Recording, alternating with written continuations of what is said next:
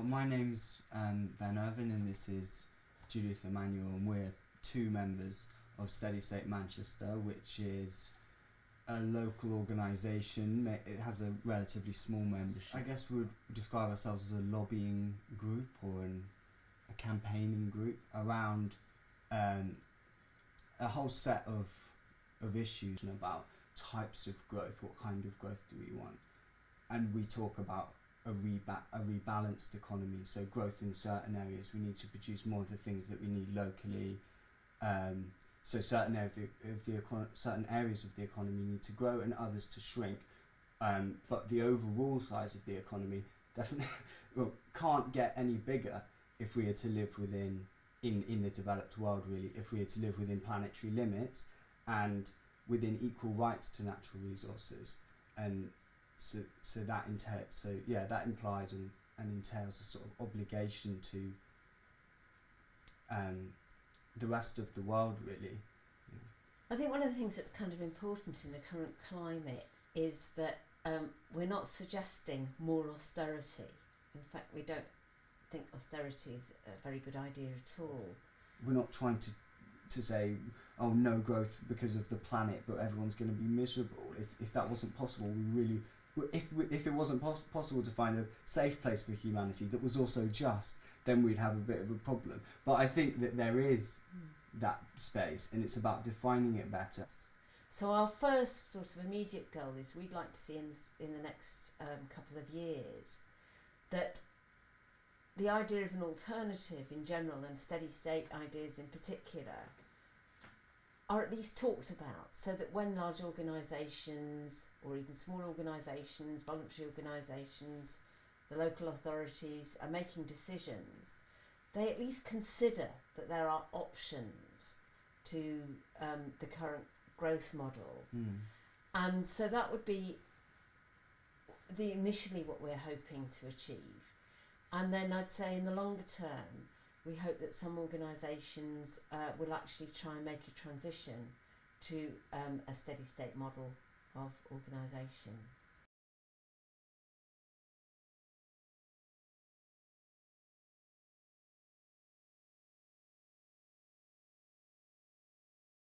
We have to think about the system that we're a part of, or the political system, the regional economic system, the national economic system, the global economic system. We have to think about how those things relate.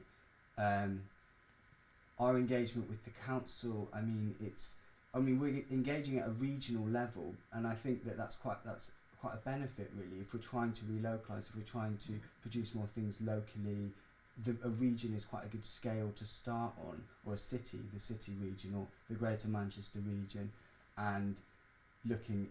That's a good place to start, really. And also the council is a large democratic body, so we can, there's somewhere that you can have your political concerns heard, and you can try and affect political change in your community, rather than if we were trying to get this, me and Judith want these, we would like to see more of this, and we're not going to go to Westminster to try and do that because we probably wouldn't work.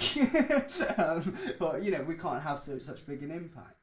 Scrutiny committee decided that they really needed to look at alternative economic models, which they had done once previously, which we'd been involved with. We used that opportunity, knowing that meeting was going to happen, to ask all our supporters to go and see their councillors. But we didn't sort of go up with a sort of, well, we demand you introduce a steady state economy, because we didn't really think that would work. So what we did was we went to them and we said, you've heard what Kevin Anderson had to say. What do you think is important to do now, and how can we support you? After that meeting, Mark Hudson, who's a key environmental activist in the city and a journalist and a very good strategic thinker, thought, well, it's really important that we get these ideas of the kind of economic model that we want to encourage, that we write that up and we disseminate that model. And he got together with a few other people, and as a result 2 reports were written. In Place of Growth, which outlines Steady State Manchester's ideas of what should happen in the city, and a second report called Practical Solidarity, which is how we were going to do all this in solidarity with the rest of the world, not in isolation from it or at the rest of the world's expense.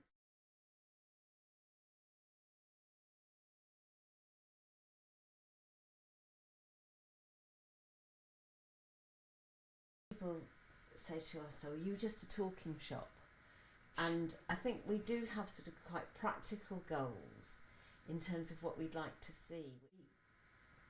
But some of the politicians really question our commitment to no more growth or selective growth. They find that really difficult. And somebody said to me recently that councils are a coalition between people that support growth and people that support equity. Artists think that you have to have the growth in order to, that everyone will gain from the growth. That's not actually, the evidence doesn't suggest that that's true, that growth in recent years have led to widening inequalities, not narrower inequalities.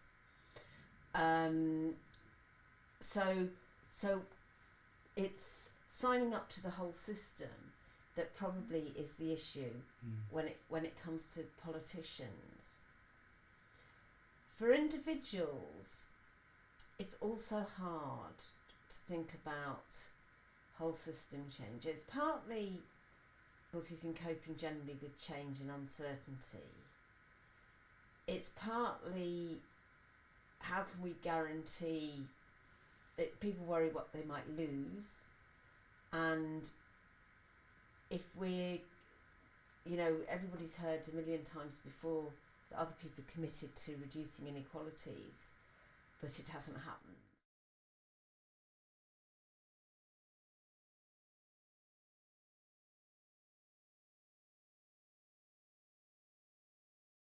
Which isn't a profession or paid, although sometimes it can be.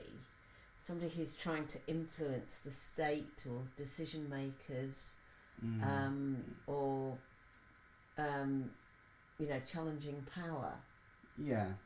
That's pretty true. And I suppose what's important to me about being part of Steady State is the collective nature of the action, which, you can be an individualistic activist, but I suppose coming from British tradition, that one of the things that's really special about this country is our history of collective struggle, particularly working class movements and women's movements. This is not just someone who goes out protesting with a placard or who chains himself to a coal-fired power station, or it's you have WikiLeaks activists. You've got those kind of activists. You have the kind of people.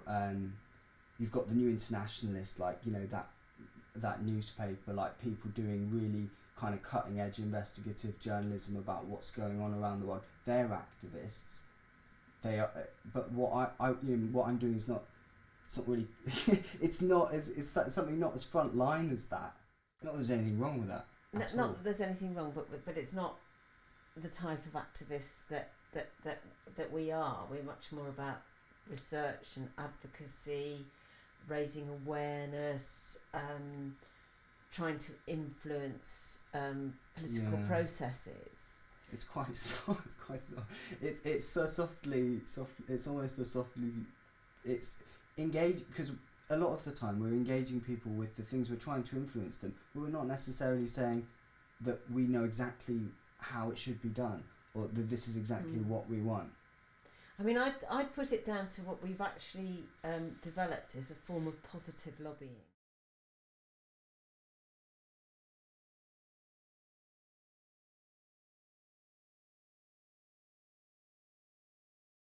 We talk about localization, but it's not. It's not in a parochial way. We're not concerned with localizing because just for, I don't know, for the sake of it. It's like a sort of, we're localising because we want to be in solidarity, and that is it's simultaneously more local, more micro level, but it's also with much more. The only reason that we're doing that is because of an attention, of an attempt to do something to have global impact or to be responsible for our global impact. Great strength from places that really that indicate that steady state really has some possibilities. And one place, for instance, is Kerala in South India, which has incredible education levels, very, very good life expectancy, small families, all sorts of things. It performs high in all these measures of well-being, yet it's... The GDP, the gross domestic product, is minuscule compared to, say, the United States or the UK. It's happy lives that don't cost the earth. It's how do you... That's the efficiency that you're going for. And because it's been measured, we do know the kinds of things that are important, and we also know that it's possible. All organisations in this country are under enormous governmental pressure to grow. It's very important that their voice is out there saying, hang on, in whose interest is this?